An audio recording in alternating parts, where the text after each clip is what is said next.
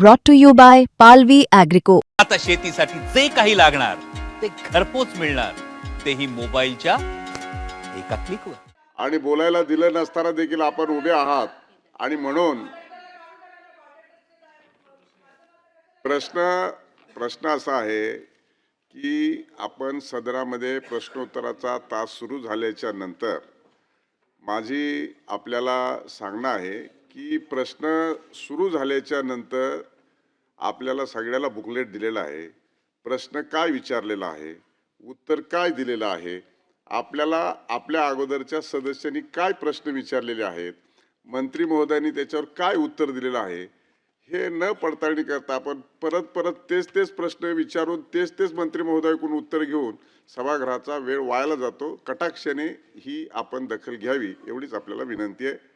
प्रश्न क्रमांक 2 6841. प्रश्न क्रमांक 6841. सभापतीमध्ये छापल्याप्रमाणे सभापती महोदय, आपल्या आदेशानुसार सर्व पडताळणी करूनच आता प्रश्न विचारतो. आपण जो आदेश दिला तो शिरसावंदे माणूस पडताळणी करून प्रश्न विचारतो आणि माननीय मंत्री महोदय स्पेसिफिक उत्तर देतील, त्यात काही दुमत नाही. पहिल्यांदा तर मुश्रीफ साहेब, या प्रश्नाचं उत्तर आपल्या डिपार्टमेंटकडून येणं अत्यंत मला अपेक्षित नव्हतं. अत्यंत दिशाभूल करणारं उत्तर आहे. माझी प्रश्न सुरू करण्याच्या पूर्वीच विनंती आहे आपल्याला की सर्व मंत्री आपले अधिकारी ज्यांनी उत्तर तयार केलं यांना एकदा GMC अकोल्याला भेट द्यायला लावा.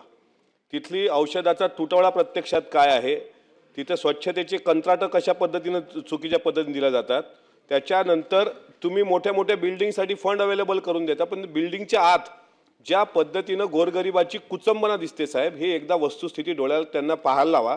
कारण प्रश्नाच्या उत्तरामध्ये अशा पद्धतीनं उत्तर दिली गेलेली आहे दिशाभूल करणारी की याच्यामध्ये दुसऱ्या प्रश्नाच्या उत्तरात अशा आशयाची तक्रार प्राप्त झाली आहे, तथापि सदर तक्रार वस्तुस्थितीला धरून नाही. हे न पाहता तुम्ही ठरवणारे अधिकारी कोण आहेत साहेब? वस्तुस्थितीला धरून आहे. रोज आम्ही पाहतोय सर्वोपचार रुग्णालयात औषधांचा तुटवडा. हे बघा, मी स्वतः आपल्याला कितीदा पत्र दिलं. 16 डिसेंबर 2025 ला माझं पत्र आहे. त्याच्यानंतर स्वच्छता कंत्राट प्रक्रियेत झालेल्या अनियमिततेबाबत मी पत्र दिलेलं आहे. त्यानंतर 11/12/2025 ला पत्र व्यवहार केलेला आहे. 5/12/2025 ला पत्र व्यवहार केलेला आहे. आज परिस्थिती अशी आहे की अकोला जिल्ह्याच्या शासकीय वैद्यकीय महाविद्यालयामध्ये स्ट्रेचर नाहीत माननीय मंत्री महोदय पेशंटला न्यायला. त्या हातगाडीवर स्वतः नातेवाईक घेऊन जातात. अत्यंत दुरावस्था आहे, अत्यंत अस्वच्छता आहे.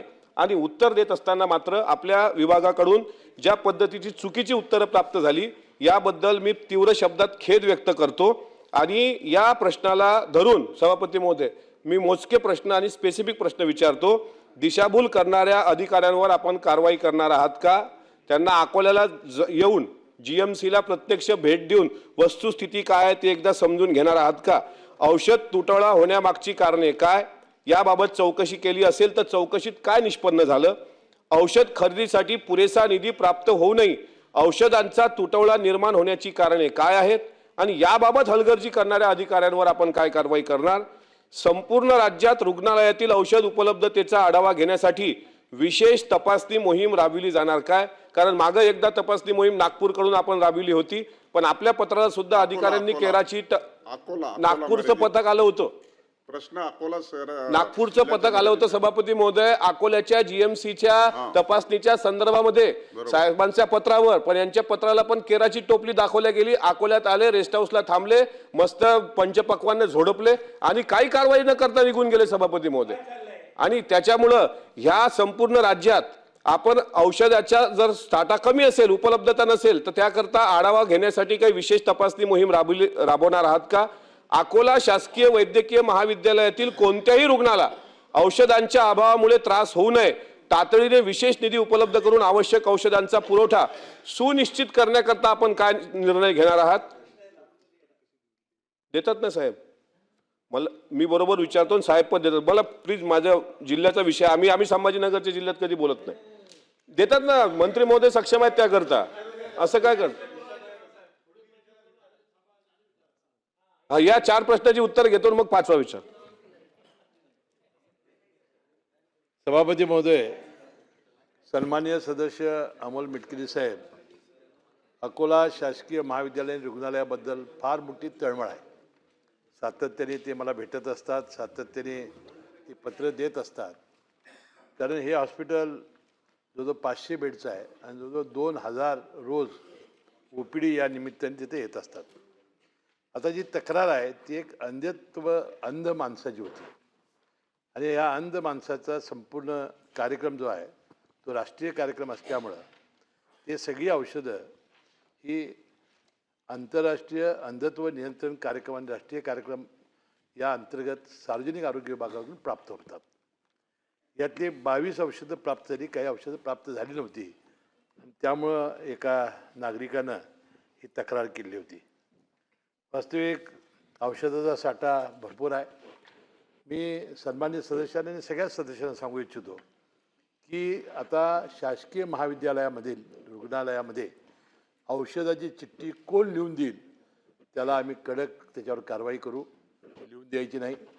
औषधाचा साठा भरपूर आहे. आम्ही 4 निधीमधून जो आमचा आता ह्याला 4 कोटी निधी आहे त्याचे 70% हे वस्तू प्राधिकरण खरेदी करतं, 30% आम्ही डीलला देतो.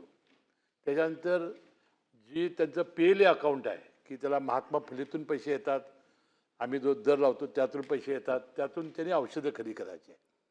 त्याशिवाय पालकमंत्री DPDचा निधी भरपूर देतात, त्यातून औषधं घ्यायची.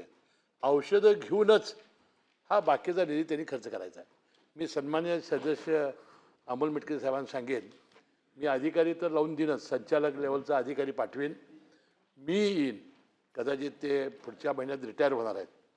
जरी मी आलो तर सन्मान्य सदस्य जे लोक त्यांना घेऊन आणि तुम्हाला बोलवून तुमच्या घरी चहा पिऊन मग आपण त्या हॉस्पिटलला भेट देऊ आणि सगळी जी तक्रारी आहेत म्हणजे साफसफाईची असेल, औषधाची असेल, याची निश्चितपणे तक्रार करण्यात येईल. त्याशिवाय या ठिकाणी सुपर स्पेशालिटी विभागसुद्धा आता आमचा सुरू आहे.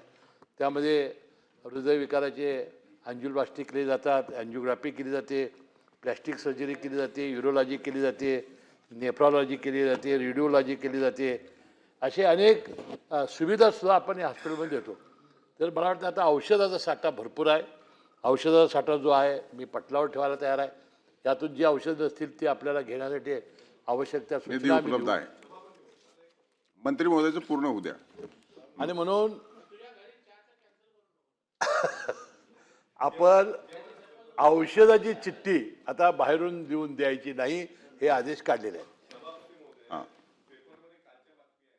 रुग्णसेवेची धमकी, रुग्णसेवेऐवजी धमकीचे फलक लागलेले आहेत ते GMC मध्ये. बातमी पाठवा, मंत्री महोदय चौकशी पाठवतो. करा. आणि महत्वाचं आता तुम्ही सुपर स्पेशालिटीचा उल्लेख केला साहेब.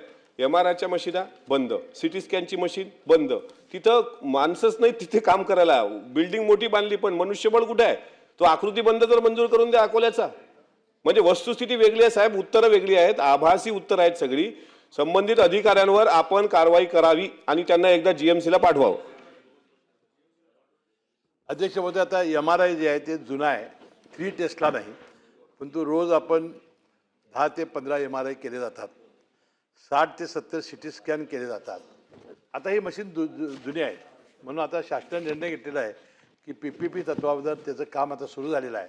ते 3 टेस्टला जर आलं तर मला वाटतं MRIची कसलीही अडचण राहणार नाही आणि जे स्पेसिफिक अधिकाऱ्यांच्या सातत्याने सांगताय त्यांची चौकशी केली जाईल.